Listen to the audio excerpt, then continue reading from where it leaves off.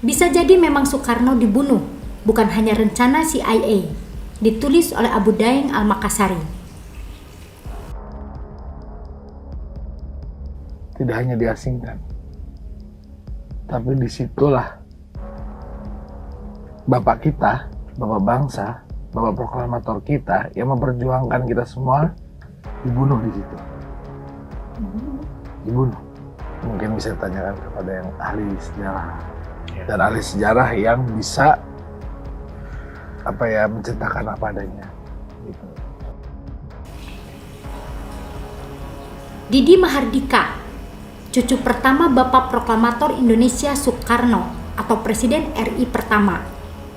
Dari berita yang saya baca, bahwa Didi mengatakan kakeknya dibunuh di Wisma Yaso. Dan ini pun berdasarkan dokumen CIA yang mengungkap adanya rencana dilakukannya pembunuhan terhadap Soekarno. Akan tetapi, dokumen itu justru mengatakan bahwa rencana itu tak pernah terwujud.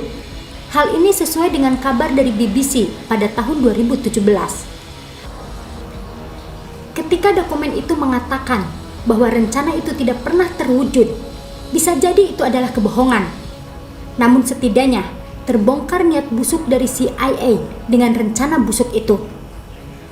Maka dari sini, sebab akibat bisa dirangkai menjadi kesimpulan sementara, sambil terus mencocokkan fazil-fazil sejarah terkait hal ini. Memang dibutuhkan penelitian panjang, apakah benar Presiden pertama RI itu dibunuh sebagaimana dikatakan Didi. CIA bukan ormas yang masanya bisa dengan mudah diajak-ajak demo di jalanan, tetapi merupakan lembaga yang sangat licik. Dari dokumen yang sudah terbongkar itu, maka muncul pertanyaan, apa tujuan CIA dengan rencana pembunuhan itu? Nah, narasi yang sudah berkembang sejauh ini, bahwa campur tangan Amerika di Indonesia adalah karena sumber daya alam yang begitu melimpah. Dan kita sudah tahu bahwa Freeport di zaman Soeharto membuat Amerika semakin kaya raya. Sementara tanah Papua dan rakyatnya tidak diperhatikan. Maka sesungguhnya ketidakadilan yang terjadi di Papua yang efeknya terasa hingga masuk ke zaman Jokowi adalah atas perbuatan CIA dan antek-anteknya yang dipasang di negeri ini. Lalu muncul pertanyaan, apakah Soeharto bekerja sama dengan CIA? Ataukah dia digunakan oleh CIA dengan berbagai imbalan sehingga memuluskan langkahnya menjadi Presiden RI kedua menggantikan Soekarno?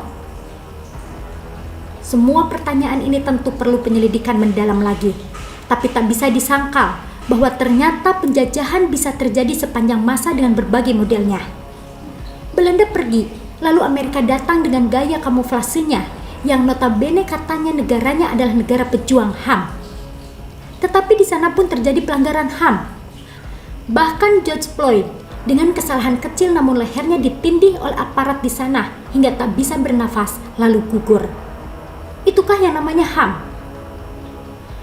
Amerika yang saya maksud di sini bukanlah orang-orangnya ya, seperti para bule cantik-cantik itu, tapi adalah sistemnya atau para elit yang berambisi mengontrol dunia sesuai keinginan dan ambisinya.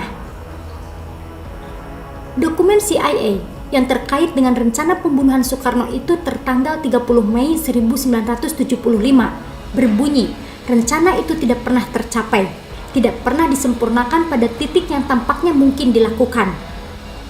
Saya tekankan pada kalimat terakhir, tampaknya mungkin dilakukan. Artinya, CIA bisa saja menembak langsung Soekarno sebagaimana halnya dengan John F. Kennedy saat melakukan iring-iringan di Dallas. Meskipun saat ini masih misteri siapa dalang pembunuhan Presiden Amerika itu sendiri. Dalam politik seperti di Amerika dan Indonesia, jabatan presiden ternyata bukan segala-galanya. Betul kan? Bahkan kabarnya di Amerika itu, para elitnya yang berkuasa hanya di belakang panggung, sehingga mereka bisa mengatur siapa saja yang bisa jadi presiden. Dan tentu saja, yang jadi presiden itu harus tunduk atau menyetujui segala kepentingan para elit di belakang panggung ini. Nah, mungkin John F. Kennedy ini tidak tunduk pada para elit itu sehingga dihabisi. Lalu di Indonesia, Soekarno memperjuangkan kedaulatan negeri ini, yaitu berusaha agar tidak tergantung dengan negara lain, sehingga tidak memakan waktu lama Indonesia bisa segera maju. Namun sayang, Cita-cita itu masih banyak tantangan dan rintangan yang begitu besar. Dan rencana pembunuhan Soekarno itu diusahakan oleh CIA karena kemungkinan besar Soekarno menolak menjual negara tercinta ini. Dan seperti kita ketahui, menjelang kematian Soekarno atau penyebab sakitnya beliau sepertinya sudah dikondisikan. Karena itulah mungkin dikatakan bahwa Soekarno dibunuh di Wisma Yaso. Apakah beliau dibunuh secara perlahan-lahan? Lagi-lagi perlu kerja keras dan cerdas untuk menyelidikinya bersama para ahli sejarah yang objektif, bukan pesanan. Peristiwa sejarah ini banyak menimbulkan tanda tanya, dan jawaban dari semua itu sebenarnya bisa terlihat dari dampak atau efeknya saat ini. Artinya, ketika Soekarno sudah tidak lagi jadi presiden, lalu Soeharto yang menggantikannya, kemudian melaksanakan pembangunan, kabarnya berdasarkan dengan Undang-Undang Dasar 1945, bahkan ada istilah P4.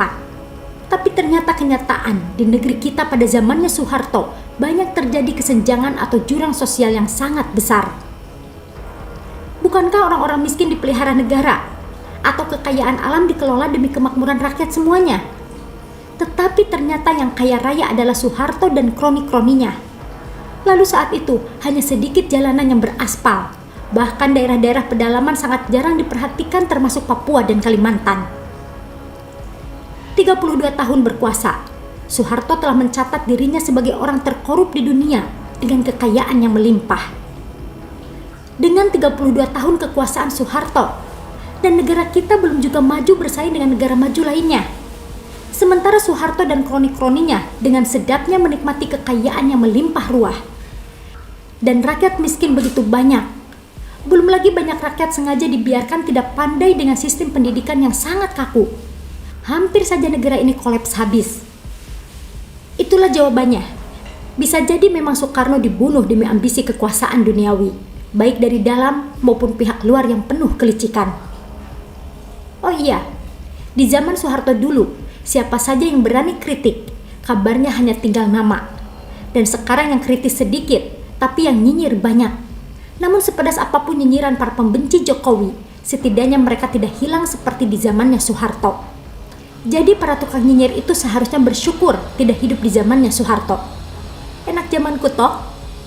Soekarno dibunuh bisa jadi adalah sebuah tafsir bahwa cita-cita untuk memajukan negeri ini dengan berdaulat seperti yang dicita-citakan Soekarno malah tidak terwujud ketika Soeharto memegang kekuasaan.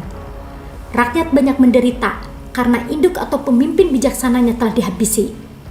Begitulah dari kura-kura. Bagaimana menurut Anda?